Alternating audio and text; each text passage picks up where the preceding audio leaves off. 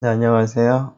자, 그러면 이번 시간에는, 표본의 크기가 작은 경우, 모집단이 정규 분포를 따른다는 가정하에서 가설 검정을 하는 방법을 생각을 해보도록 하겠습니다. 우리가 앞에서 그 T분포에 대해서 얘기를 했었는데요. 자, 이 경우에도 T분포가 활용이 되겠습니다. 네, 그러면 우리가 10장에서 했던 내용과 좀 비교를 하기 위해서 그 10장에서 했던 내용들 다시 한번 좀 기억을 좀 해보려고 하는데요. 자, 모집단의 평균에 대한 가설 검정은 모집단의 평균을 뮤라고 했을 때 그 값이 어떤 정해진 값인지 아니면 h1 그 값보다 뭐 작은지 하는 것을 이제 수립하고 이러한 가설 중에서 조금 더 그럴듯한 어, 가설을 우리가 선택을 하는 과정이었습니다. 이러한 과정에서 첫 번째로 이제 우리가 고려할 것이 검정 통계량이었는데요. 검정 통계량은 G로 우리가 했습니다. 즉 X바 마이너스 U0 S 루트 N 했습니다. 물론 이제 이 당시에는 이제 N이 어, 충분히 큰 경우였고요. 그래서 이러한 검정 통계량을 생각하면 H0가 사실인 경우, 그러면 뮤가 뮤0랑 같은 경우가 되기 때문에 여기 있는 뮤0가 실제 모집단의 평균이랑 일치하는 경우이기 때문에 D의 분포가 표준 정규 분포를 따르게 됩니다. 이러한 사실을 근거로 해서 우리가 기각력을 정했었는데요. 자, H1이 뮤가 뮤0보다 작다라는 그러한 대립가설인 경우에 검정 통계량 G가 어떤 기준값보다 작게 나오면 X바가 뮤0보다도 작다라는 의미가 되고, 그런 경우에 X바하고 뮤가 비슷할 테니까 뮤도 뮤0보다 작다라고 하는 근거로 삼을 수가 있었습니다. 그래서 어떠한 적당한 C를 선택을 하는 문제가 남았는데, 이때 우리가 오류를 생각을 했었습니다. 제1종 오류를 생각을 해서 C를 정할 때 제1종 오류가 발생할 확률을 작게 하는 C를 우리가 선택을 했었습니다. 즉, 1종 오류가 일어날 확률은 H0가 사실임에도 불구하고 기각력에 해당하는 값이 나오는 것이므로 G가 표준 정규 분포를 따름에도 불구하고 이 C라는 값보다 같게 나오는 그 확률이 제1종 오류가 일어날 확률이었고, 이 확률이 알파가 되도록 C를 정하기 위해서 C는 마이너스 H 알파를 우리가 선택을 했었습니다. 그래서 기억력이 최종적으로 이렇게 정해졌었습니다.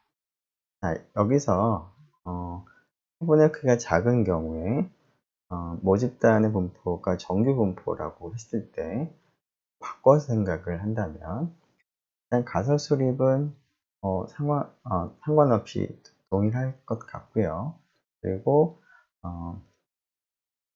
그 검정 통계량을 생각하면 X바 마이너스 뮤제로 루트 n분의 S인 할 텐데, 자, 이 녀석을 우리가 G라고 쓰지는 않을 거고요.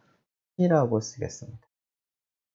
자, 그 이유는 H0가 사실일 때는 그 전의 경우에는 표준 정규 분포가 따르지만, 이 경우에는 H0가 사실일 때 T의 분포가 무슨 분포죠?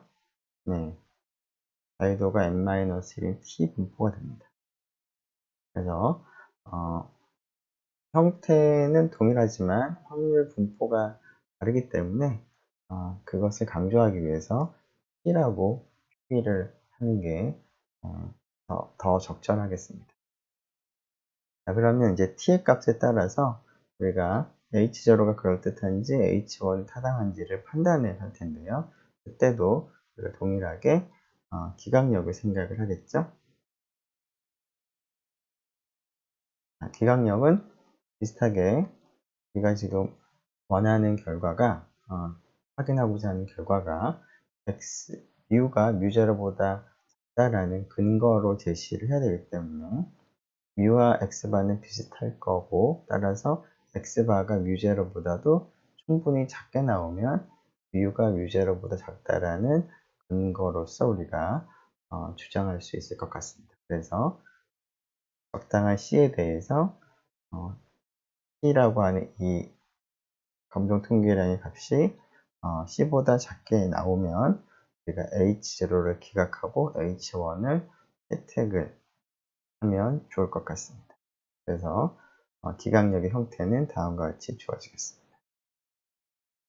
이 경우 마찬가지로 c를 정할 때 유의 수준을 고려해서 정한다고 한다면 이 확률 변수 c가 그 h0가 사실임에도 불구하고, 즉 h0가 사실이어서 t의 분포는 이러한 t분포가 되는 경우라 하더라도 c보다 작게 나올 수가 있는 것이죠. 그렇게 되면 우리가 제1종 오류가 일어나는 것이 되기 때문에 1종 오류가 일어나는 확률이라고 하는 것은 기각력을 이렇게 정할 때 결국 여기 있는 t가 자유도 n-인 t분포를 따르는 경우에 이 확률이 알파가 바로 이 확률이 바로 유의 수준 알파가 되겠습니다. 주어진 알파에 대해서 이 확률이 알파가 되는 c가 바로 우리가 앞에서 얘기했던 마이너스 t 알파가 되죠. 그래서 따라서 기각력은 t 마이너스 t 알파보다 작다가 되겠습니다. 자, 그러면 어떤 차이가 있나요? 네, 우리가 생각한 검정 통계량 모습은 뭐 동일할 수 있는데 h0가 사실일 때 분포가 다릅니다.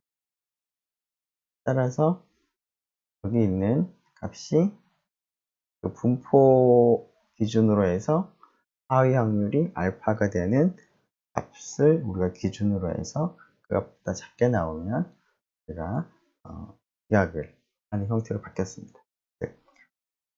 예전에는 정기 분포였기 때문에 여기가 G 알파가 오는 것이고, 지금은 T 분포이기 때문에 T 알파가 오는 것이죠. 물론 정확하게는 이제 자유도를 써야 되겠죠. 그래서 예전하고 차이점, 그 다음에 공통점들을 여러분들이 좀 잘 파악을 하면 어떻게 그 기억력이 주어지는지 그런 것들을 파악할 수가 있을 것 같습니다. 자, 이러한 입장에서 지금 표본의 크기가 작고 모집단의 분포가 정규 분포라고 가정을 한 경우에는 이러한 검정 통계량과 이러한 기각력을 사용을 해서 우리가 검정을 하는데요. 이러한 검정을 앞에서와는 달리 T검정이라고 부르도록 하겠습니다. 그럴듯하죠? 네, 앞에서는 G검정이라고 했고요. 지금은 T검정이 되겠습니다. 네, 그러면 이거를 지우도록 하죠. 네. 정리하면 모집단의 평균 뮤에 대한 검정은 어떻게 진행하느냐? 자, 일단 가정이 필요하죠? 정기 모집단이다 라는 가정 하에서 이 모집단의 모평균 뮤에 대한 가설을 이제 검정을 하려고 할 때 우리가 이제 도입을 해야 되는 것들이, 우리가 파악을 해야 되는 것들이 검정 통계량과 기각력 등을 우리가 파악을 해야 되겠습니다. 자, 규모 가설은 이런 형태로 우리가 계속 동일한 형태로 지금 생각을 하고 있고요. 자, 이러한 가설을 검정하기 위한 검정 통계량은 H1의 모습에 상관없이 T를 쓰면 되겠습니다. T는 X바에서 U0를 뺀 것을 루트 n분의 S로 나눠준 것이고, 이 검정 통계량은 H0가 사실인 경우 자유도가 n-1인 T분포가 되기 때문에 기강력이 다음과 같겠습니다. 기강력은 대립가설의 형태에 따라서 좀 달라지겠죠? 우리가 처음에 살펴봤던 뮤가 뮤제로보다 작은 경우는 우리가 방금 계산해 본 결과에 따르면 마이너스 T 알파보다 같거나 작은 범위가 되겠습니다. 유의 수준이 알파인 기강력이죠. 자, 대립가설의 형태가 그렇게 바뀌면 기강력은 유의 수준 알파인 기강력은 예전에 D 알파보다 컸는데요. 지금은 분포가 T 분포니까 T 알파라고 바꿔주면 되겠죠? 동일한 방법을 적용해보면 결국 분포가 다른 차이밖에 없기 때문에 확률을 계산할 때의 기준 분포가 달라져서 G알파가 T알파로만 바뀌면 되겠습니다. 자, 단측 검정일 때와는 달리 양측 검정일 때도 한번 생각을 해보면 이 경우에는 T 절대값이 뭐보다 클까요? 네, T의 2분의 알파가 되겠죠? 이 경우에도 동일하게 앞에서 했던 유의 수준을 계산하는 과정을 생각을 해보면 동일하게 적용이 되겠습니다. 그래서 이것을 다 지우도록 하죠.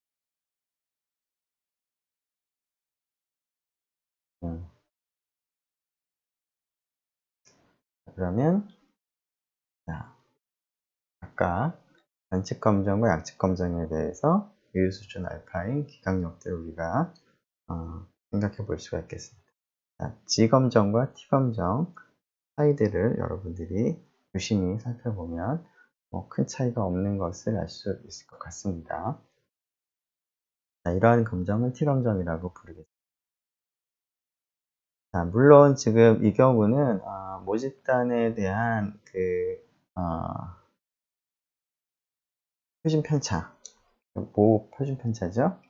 값을 모르고 있는 경우에 우리가 S를 쓸 수밖에 없기 때문에 이러한 확률 변수를 생각을 하는 것이고, 이때 이 확률 변수 분포가 T분포다라는 사실을 이용을 하는 것인데요. 시그마가 알려져 있는 경우는 어떻게 하는 게 더 좋을까요? 우리가 앞에서 신뢰 구간을 계산할 때도 시그마가 알려져 있으면 정보가 그만큼 많이 주어져 있기 때문에 주어진 정보를 최대한 활용을 하는 것이 더 좋았습니다. 신뢰 구간의 폭이 더 작았죠. 자, 여기서도 마찬가지가 되겠습니다. 자, 우리한테 시그마가 알려져 있다면 굳이 S를 쓸 필요가 없고 시그마를 쓰면 되는 것이죠. 시그마를 쓰게 되면 그만큼이 정규분포가 되는 것이고, 따라서 G검정을 적용하면 되겠습니다. 시그마가 알려져 있는데 시그마를 쓰지 않을 이유는 없는 것입니다. 네, 그러면 구체적인 문제를 하나 생각을 해보도록 하겠습니다. 어떤 호수의 수질을 수질에 대한 가설을 검증을 하려고 하는데요. 어떤 그 호수의 수질을 파악을 하기 위해서 그 호수의 여러 곳에서 단위 부피당 세균의 수가 얼마인지를 조사를 했습니다. 지금 모두 10곳을 조사를 했는데요. 지금 어떤 호수의 그 수질을 생각할 때, 물론 호수의 위치들이 이제 다 제각각 다양한 곳이 있을 텐데, 그 위치가 바뀜에 따라서, 단위 부피당 세균 수가 다 달라질 수가 있을 텐데, 그런 것들의 평균 값이 200보다 작은지를 우리가 알고 싶습니다. 그래서 뮤는 호수의 각각의 위치들마다 단위 부피당 세균 수들이 있을 텐데, 그런 것들의 평균, 그 평균이 뮤가 되겠습니다. 자, 지금 조사한 값을 보면은 200 넘는 경우가 경우 정도 있어서 뭐 그냥 단순하게 생각하면 10군데 중에서 3군데를 제외한 7군데는 200보다 작으니까 모집단의 평균도 200보다 작지 않을까라고 뭐 생각을 할 수 있을 것 같은데요. 가설검정 입장에서 이것을 한번 확인해 보도록 하겠습니다. 자, 우선 검정 통계량을 생각을 해야 될 텐데요. 자, 지금은 n의 크기가 10이죠. 크기가 얼마 크지 않기 때문에 우리는 모집단에 대한 가정이 필요합니다. 무슨 가정이죠?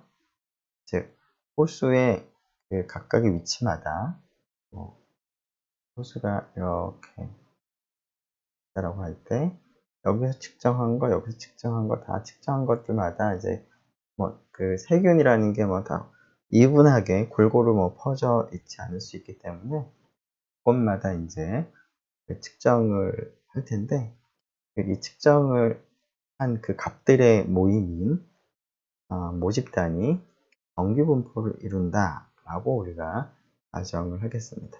이 경우에도 그 자연적인 어떤 현상과 자연적인 그런 내용이기 때문에 이러한 가정이 어느 정도 합리적이라고 우리가 생각을 해볼 수가 있을 것 같습니다.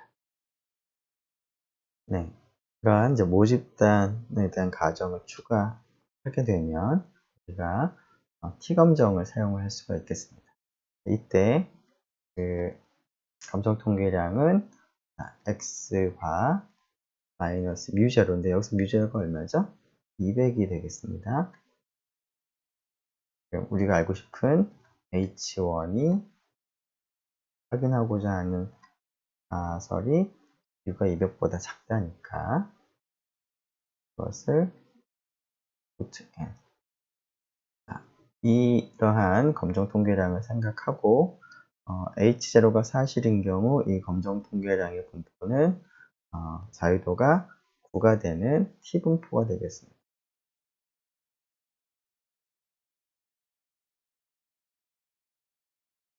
아무 때나 그런 건 아니고 H0가 사실일 때죠.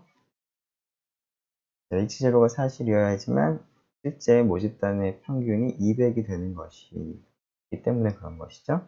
H0가 사실이 아니면 모집단의 평균이 200이 아니라 다른 값일 테니까 지금 이렇게 그 생각한 T는 분포가 안 될 수가 있습니다.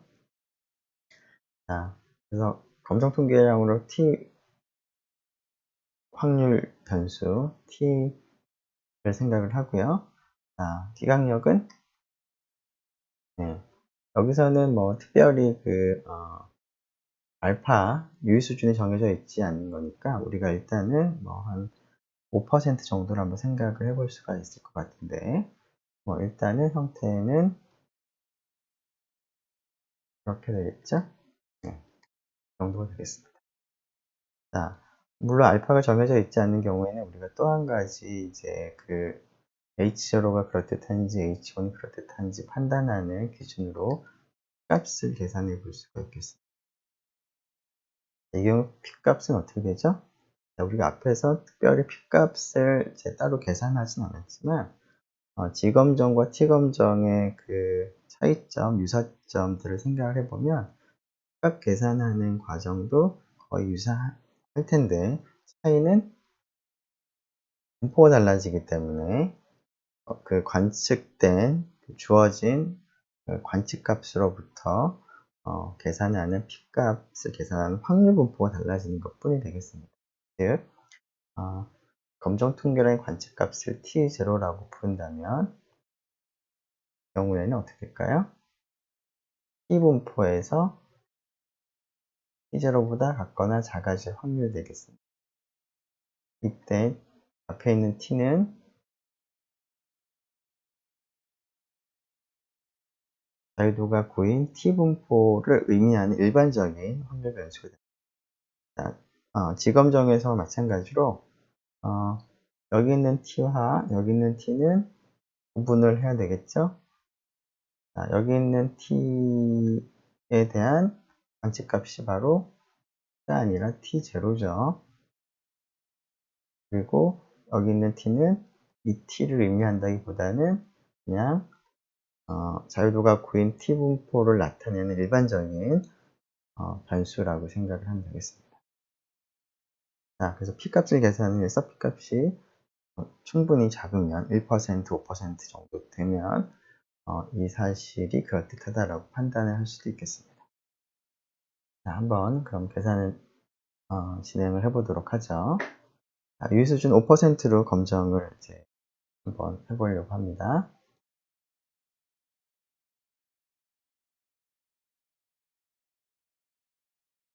자, 일단은 이무가설과 대립가설을 세우고 U가 200이냐 혹은 H1, U가 200보다 작으냐 검정 통계량 T를 정하고요.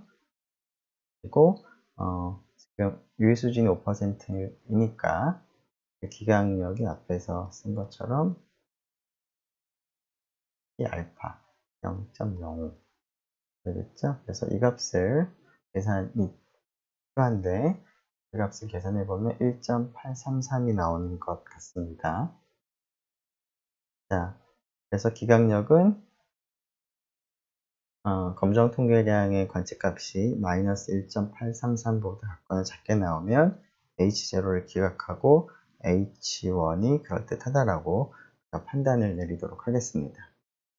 자, 그러면 이 검정 통계량의 관측값을 이 경우에 계산하려면 이 자료로부터 X바, S를 계산을 해서 관측값을 계산을 해야 될 텐데 그 관측값을 T0라고 두고 계산을 해보면 마이너스 1.2514가 되는 것 같은데요. 따라서 이 값은 기강력에 포함되지 않는 값인데요. 따라서 H0를 기각할 수가 없고 따라서 μ가 200보다 작다라고 우리가 주장할 만한 근거로서 부족하다는 거죠. 그래서 μ가 200보다 작다라고 할 수가 없겠습니다. 네. 그러면 이 계산들을 이제 R로 우리가 지금 1.833이고 뭐 이게 검정통계 관측값이 마이너스 1.2514가 나왔는데 이것이 그렇게 나오는지 한번 확인을 해보죠. R로 확인하려면 여기 있는 자료들을 입력하고 그것을 토대로 계산을 해야 될 텐데요. 여러분들 잠깐 멈추고 한 5분에서 10분 정도 여러분들이 직접 R을 가지고 계산을 해보면 좋겠습니다. 네, 그러면 여러분들이 계산해 본 것이 맞는지 확인을 같이 한번 해보도록 하죠. 네, 그 앞에서의 이제 자료를 여기다가 입력을 해놨습니다. 여기 자료가 제대로 됐는지 비교를 좀 해보면 175, 190, 215 175, 190, 215 제대로 입력이 된 것 같습니다. 자, 이 자료를 입력하고 자, 필요한 게 평균이죠. 표본 평균 그리고 표준 편차입니다. 표준 편차는 SD라는 함수를 이제 활용하면 계산이 됐었고요. 자, 값을 이제 이용해서 일단 먼저 값을 한번 보면 평균이 194.8, 표준 편차가 13.13858이 나오는데요. 자, 이거로부터 계산을 해보기 위해서 일단 뮤제로부터 정하죠. 뮤제로가 200이었고요.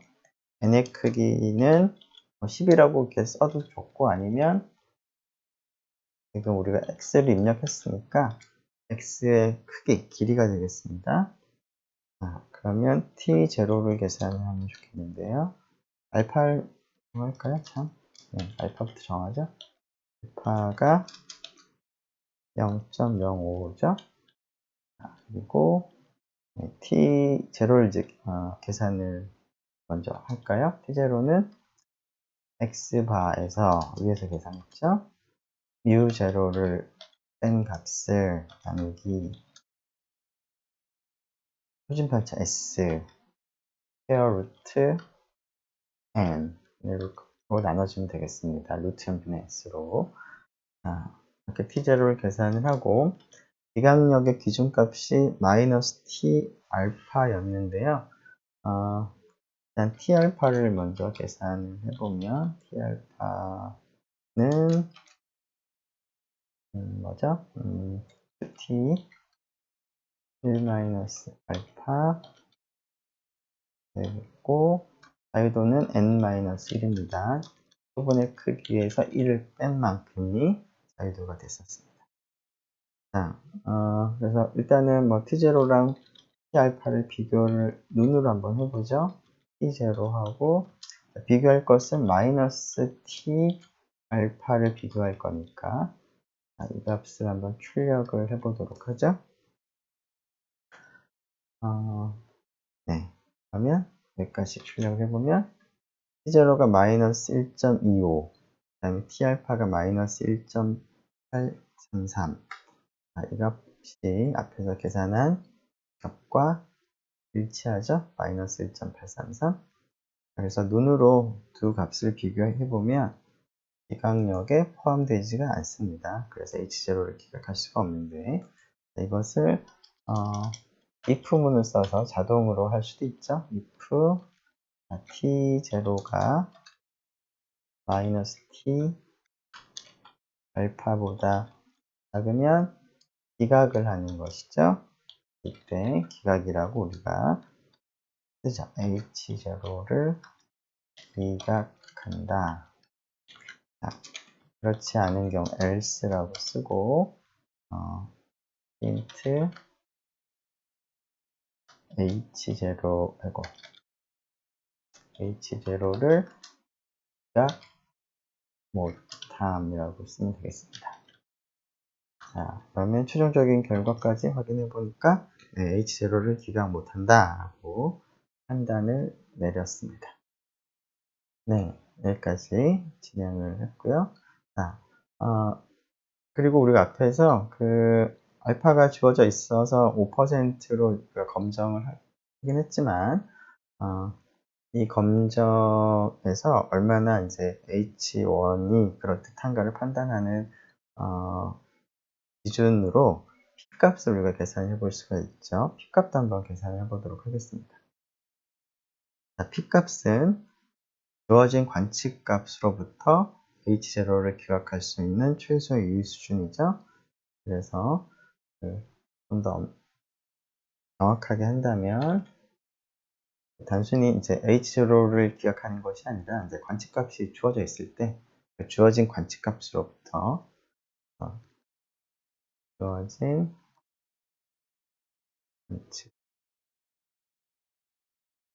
관측값으로부터 그걸 가지고 H0를 기억할 수 있는 최소 유의 수준이 P값이었습니다. 자, 앞에서 우리가 이제 어떻게 계산하는지 그냥 결과를 얘기했는데요. 과정을 뭐 한번 생각을 해보도록 하죠. 뭐 그렇게 어려운 과정은 아니기 때문에. 네, 지금 그 검정 통계량의 관측값이 자, 일단 기각력을 보면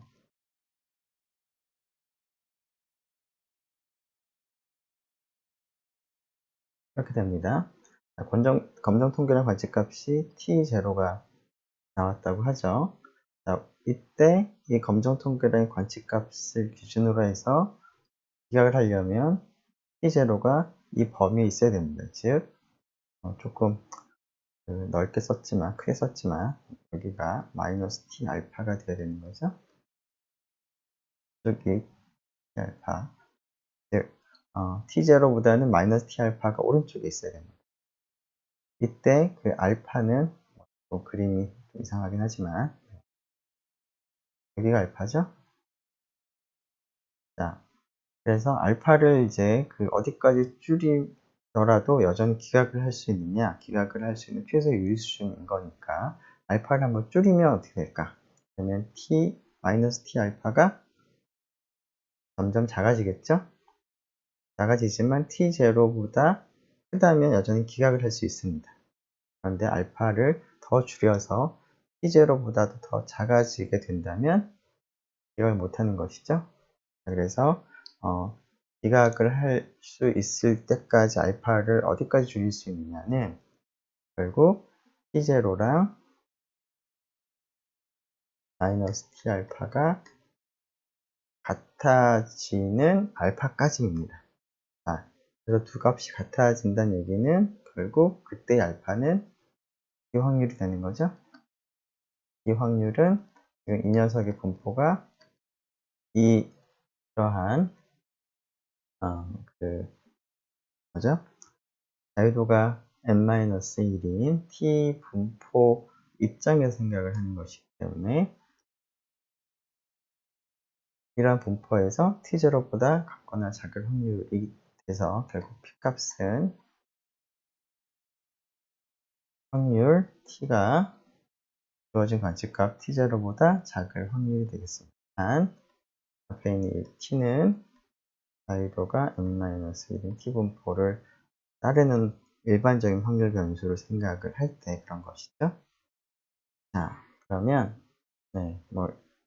나머지 지금은 이제 h1이 u가 u0보다 작은 경우를 생각했는데요. h1이 u가 u0보다 큰 형태의 대립가설 혹은 양측 검정하는 경우에도 p값은 비슷하겠죠? 이 경우에는 t가 t0보다 크다가 될 것이고, 이 경우는 p의 절대값이 t0의 절대값보다 크다가 되겠습니다. 네, 이 사실들을 예전에 했던 기검정에서의 p값과 비교해보면 큰 관계가 큰 차이를 여러분들이 쉽게 파악을 할 수가 있겠습니다.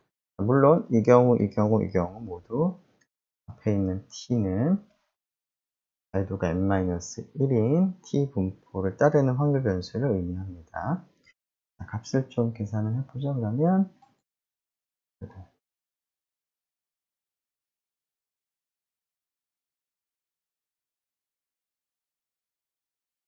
네. 자, 조금 전에 우리가 t0 값이 마이너스 1.2514 정도 나왔고요. 그 값을 t0라고 지금 부른 거고요. 자, 그래서 p값은 이런 분포에서 t0보다 같거나 작게 나올 확률이 되는 것이고, 자, 이 자유도가 9인 t 분포는 0에 대해서 대칭이기 때문에 t0가 지금 음수인 상황에서 마이너스 1.2514이기 때문에 이것보다 작은 확률이나 이걸 대칭해서 1.2514를 생각하면 이거보다 큰 확률이나 동일하겠죠? 그래서 이 등식이 성립하는데 이 등식을 굳이 생각한 이유는 우리가 p값을 계산을 할 때 p 분포표를 이제 활용하는 방법이 있는데요. 자, 그러한 분포표를 이제 활용을 할 때 몇 개의 알파에 대해서 이러한 상위 확률이 알파인 그런 기준값들이 주어져 있습니다. 그래서 그 값들을 이제 활용을 하기 위한 용도로 우리가 형태를 약간 변형을 했습니다. 물론 이제 R을 사용한다면 굳이 바꿀 필요는 없고요. 자, T분포표를 이제 이용을 하는 경우에는 알파가 0.25, 0.0, 아이고, 이거, 1.0, 0.05, 몇 개의 값에 대해서만 T알파가 주어져 있습니다. 그래서 모든 알파에 대해서 이런 상위 확률 알파가 되는 값이 주어져 있지 않아서 우리가 사실은 p값을 계산할 때 분포표를 활용하는 경우에는 값을 정확하게 계산하기 힘듭니다. 자, 그래서 분포표를 보면 그 t알파 값들이 나오는데 t알파 값들이 1.2514 근처에 나오는 값을 몇 개 보면 0.25일 때가 0.703이고요. 여기 0.703. 그러니까 지금 알파가 25%인 경우입니다. 즉 이거보다 같거나 큰 확률이 25%라는 얘기죠. 그런 다음에 그 다음 알파를 보니까 그 다음 알파는 0.1에 대해서만 있습니다. 그 0.25와 0.1 사이는 안타깝게도 표에 없고요. 근데 0.101 때 값이 1.383인데 그 값은 내가 지금 생각하는 1.25보다는 크죠. 그래서 이 값보다 클 확률이 10%라는 겁니다. 자, 그래서 우리가 원하는 값은 여기 이 값보다 오른쪽에 있을 확률을 알고 싶은데 그 값이 P값인데 P분포표는 모든 알파에 대해서 값이 주어져 있지 않은 거라 1.1214 근처의 값을 갖는 값을 보면 그 값이 나오는데 이 사실로부터 알 수 있는 것은 이 빗금신 부분의 확률은 여기 0.703보다 큰 확률보다는 작고요. 1.383보다 큰 확률보다는 크겠습니다. 그렇죠? 그래서 p-value는 뭐보다는 클까요? 네, 10%보다는 크겠죠? 뭐보다는 작을까요? 네, 25%보다는 작습니다. 어디쯤에 있겠죠? P분포표를 이제 이용할 때는 P값을 정확하게 계산은 못하고 범위만 대충 우리가 알 수가 있습니다. 하지만 우리는 R을 쓸 건데요. R을 쓰는 경우에는 P값 계산하는 게 전혀 문제가 없죠. 자, P값은 네, 뭐보다 같거나 작은 확률을 구하는 거니까 우리가 지금 계산한 T0를 그대로 여기다 넣어주면 됩니다. 그리고 자유도를 넣어주면 되는데 그 값이 계산해 보니까 대략 0.1211 정도 나오는 것을 알 수가 있습니다. 물론 이 값은 조금 전에 분포표를 우리가 이용해서 범위를 우리가 구했는데 그것과 일치하죠. 자, 물론 이제 T분포표를 이제 이용하는 경우에는 그 1.2514보다 큰 확률을 구하고 싶은데 그것은 지금 나와 있지 않은데 이 두 값만 알고 있는 상황이라면 이 두 값하고 비교해서 이 값이랑 조금 더 가까우니까 그냥 값은 1.383보다 클 확률이랑 비슷하겠다라고 해서 0.1 정도일 거다라고 얘기를 할 수밖에 없을 것 같습니다.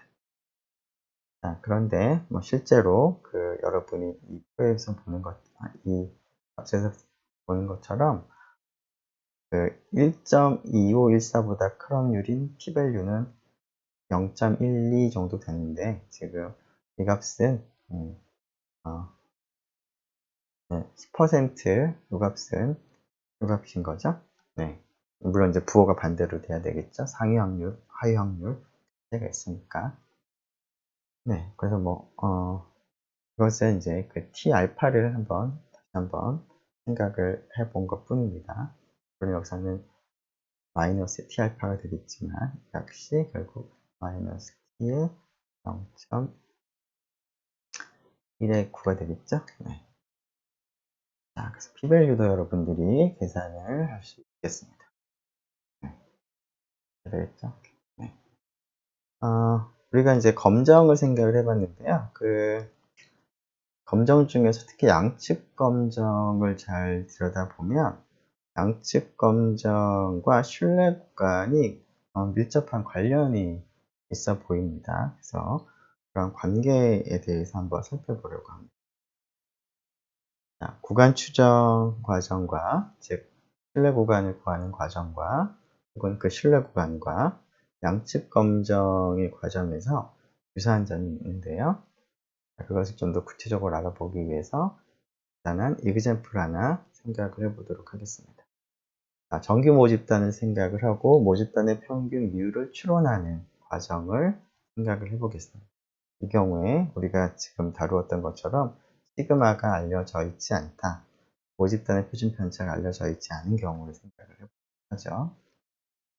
첫 번째, 신뢰 구간을 어떻게 계산했는지를 다시 한번 떠올려 보면 x바 플러스 마이너스 p 2분의 알파 n 마이너스 1의 루트 n분의 s였죠. 정규 모집단 가정을 하기 때문에 이러한 t분포를 활용할 수가 있습니다. 물론 n의 크기랑 상관없습니다. s를 쓰는 경우에는 자, 이번에는 이제 양측 검정을 생각을 해보겠습니다. 자, 조금 전에 신뢰도가 1-알파를 생각했는데요. 양측 검정을 할 때 1-알파와 대응돼서 유의 수준이 알파인 기각력을 생각을 해보도록 하죠.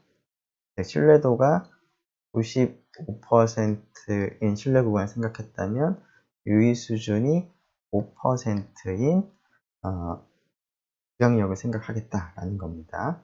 기각력은 T의 절대값이 T의 2분의 알파보다 큰 것이죠. T라고 하는 검정 통계량은 구체적으로 쓰면 이렇게 됩니다. 자, 기각력인데요. 제가 조금 관점을 바꿔서 H0를 기각하는 범위가 아니라 H0를 받아들이는 채택하는 채택역을 한번 생각을 해보면, 부등호 방향이 반대로 바뀌어야 되겠죠? 범위가 되겠습니다. 자, 채택 영역을 절대값으로 나타내는데, 채택 영역에 해당하는 그 범위를 μ0 입장에서 한번 나타내 보면, 자, 지금 x바랑 μ0의 차이가 기껏해야 분모 루트 n분의 s와 t의 2분의 알파를 곱한 거 정도 차이가 나는 거니까 채택 영역에 해당을 할 필요충분 조건은 μ0가 x바를 기준으로 해서 플러스 마이너스 t2분의 알파 루트 n분의 s 사이에 있다는 것이 됩니다. 자, 그래서 우리가 지금 양측 검정을 할 때 채택 영역을 생각을 해보면 H0를 이제 채택을 할 때 μ0가 얘하고 얘 사이에 있으면 채택을 하고, 그렇지 않으면 기각을 한다라는 겁니다.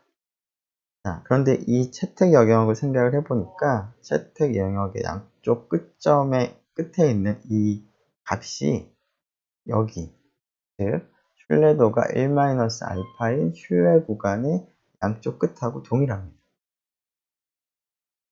즉 우리가 지금 방금 계산을 통해서 확인한 것은 μ0, 그 양측 검정을 할 때 이 값은 주어져 있을 텐데요. μ0가 우리가 지금 양측 검정을 하는 방법이 검정 통계량을 계산하고 검정 통계량이 기억력이 포함되느냐 안 되느냐를 가지고 판단을 할 수 있지만, 지금 똑같은 이제 방법으로 채택 영역을 생각을 한다면 여기서 있는 μ0가 위에서 계산한 신뢰도 1-알파인 신뢰 구간에 포함이 된다는 뜻이죠, 이게. 그러면은 μ0 포함이 되면 H0를 받아들이는 겁니다. 기각을 이제 못하는 것이죠. 그리고 μ0가 이 구간에 포함되어 있지 않으면 H0를 기각을 하는 것이죠. 네. 그래서 양측 검정을 하는 또 다른 방법을 우리가 생각을 할 수가 있겠습니다. 즉 신뢰 구간을 먼저 계산하고 신뢰 구간 안에 μ0가 있는지 없는지를 가지고 판단할 수도 있겠다는 것입니다. 이것이 바로 양측 검정을 할 때 신뢰 구간과 연관지어서 하는 방법인데요. 이러한 것이 지금은 이제 모집단의 평균에 대해서 양측 검정을 할 때 얘기를 했지만, 이러한 그 관계가 일반적인 모수에 대해서도 성립합니다. 그래서 그 사실을 일반적인 모수에 대해서 우리가 언급을 한다면 모수 세타를 생각을 하고요. 모수 세타는 이제 뭐죠? 모집단의 평균일 수도 있고 또 다른 모집단의 비율일 수도 있고요. 혹은 모집단의 또 다른 표심 편차일 수도 있고, 다른 여러 가지 모수가 어떤 거든 상관없습니다. 이 모수 세타에 대한 신뢰 구간을 계산을 했는데, 곱하기 1-알파 퍼센트 신뢰도로 계산을 했을 때 무언가 계산이 됐겠죠? 자, L, U로 주어졌다고 합시다. 그런 다음에 모수 세타에 대한 양측 검정을 하려고 하는데요. 양측 검정은 어떤 주어진 세타 제로를 생각해서 모수 세타가 세타 제로랑 같으냐 다르냐를 이제 검정을 할 텐데, 유의 수준을 알파로 검정을 합니다. 여기가 1-알파일 때, 그때 검정하는 방법이 뭐다?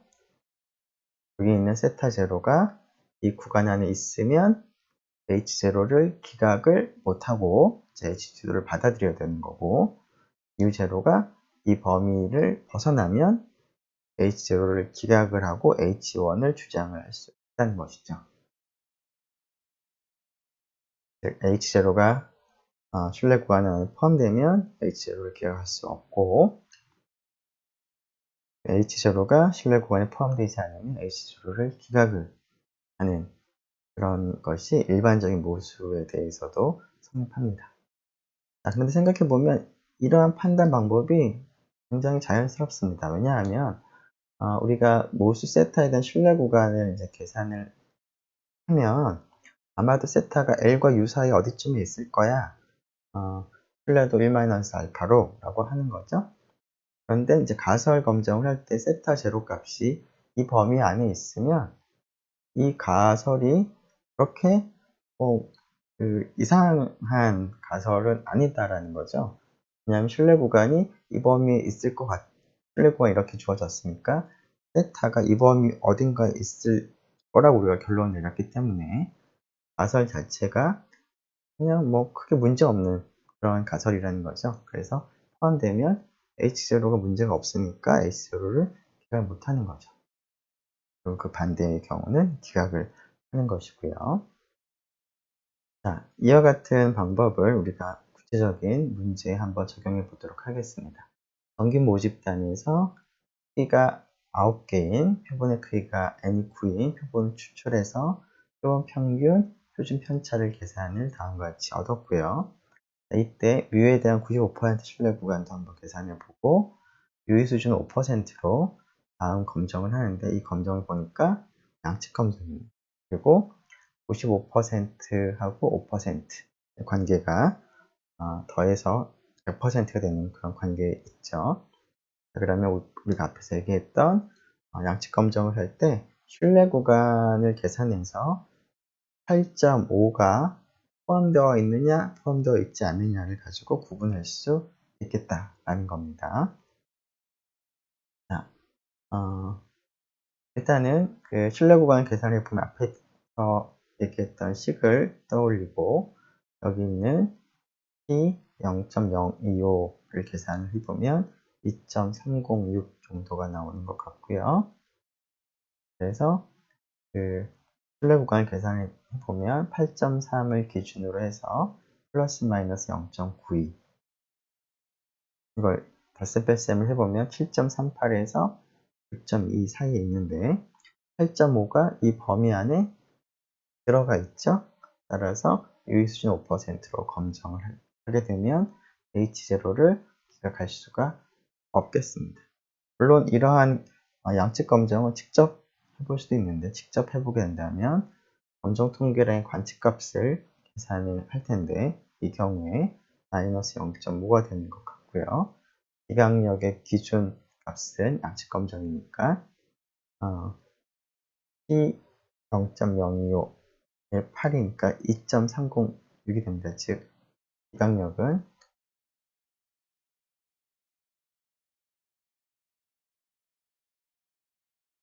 이게 되는 것이죠. 자, 마이너스 0.5가 이 기각력에 포함이 되나요?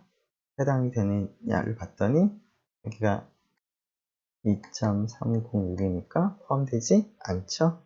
그래서 실제로 검정 통계량을 계산을 하고 직접 검정을 해보더라도 그 H0를 기각을 할 수가 없다라는 결론을 내릴 수 있겠습니다. 자, 물론 이제 둘 다 동일한 결론을 얻는데 그 두 가지 방법 중에서, 즉 신뢰 구간을 먼저 계산하고 검정하는 방법과 그냥 검정 통계량을 계산하고 검정하는 방법.